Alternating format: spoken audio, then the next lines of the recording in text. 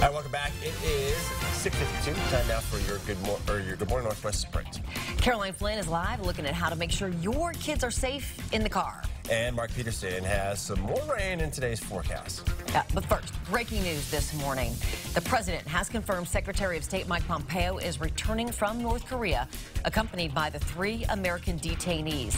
The tweet says they are in the air right now and appear to be in good health. The president says he will be there to greet them when they land at Andrews Air Force Base tomorrow morning at about 2 in the morning.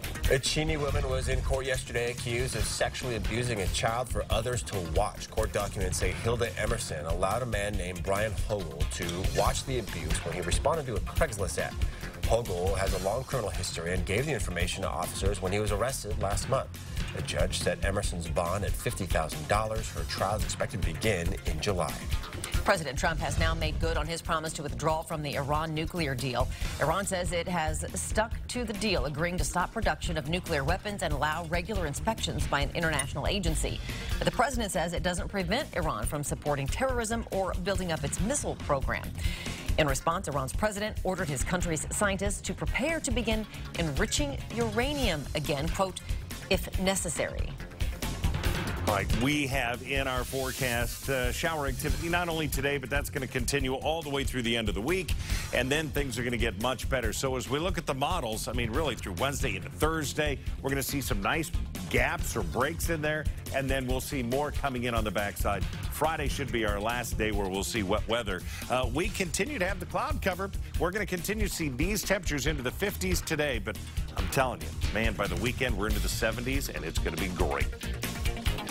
The flooding of the Clark Fork River is causing mandatory evacuations in Missoula, Montana. The river is approaching major flood stage, forcing people out of at least 55 homes. Recent rains and a very large snowpack are expected to bring the river to 13 feet by Friday, but officials warn that major flood stage could come as early as today. And we actually just learned from Safe Kids Spokane, if you do want to make an appointment and can't make that Wednesday date, we're going to have a link on our website to make you able to have an appointment any day of the week. Also, next Saturday, you don't need an appointment. On May 19th, they're going to be at Providence Medical Park in Spokane Valley, checking to make sure your car seats are safely and properly put into your car. We'll have links to that on our website as well.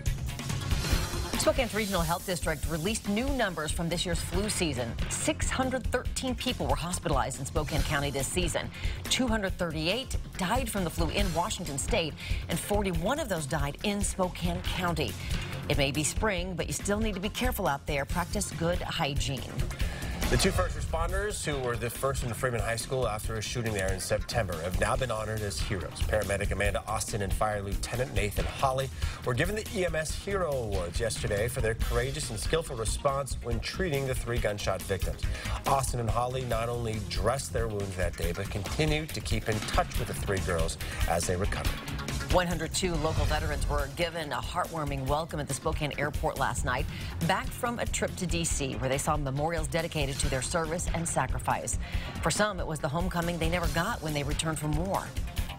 I landed at L.A. and was going to my plane and got spit on, and a couple of guys had to hold me back. I mean, this is totally awesome. This is a homecoming we didn't get. This trip, organized by Inland Northwest Honor Flight, that did not cost the veterans a dime.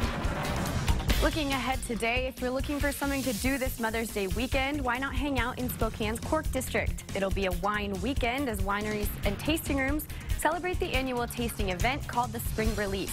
One tasting room especially excited for this weekend is Bridge Press Cellars. Their building on Pacific Avenue has been completely renovated, and they'll celebrate their grand reopening on Saturday. You can find information about all of this weekend's wine events. Coming up next on Good Morning America, a controversial episode of Roseanne using comedy to touch on a hot-button topic.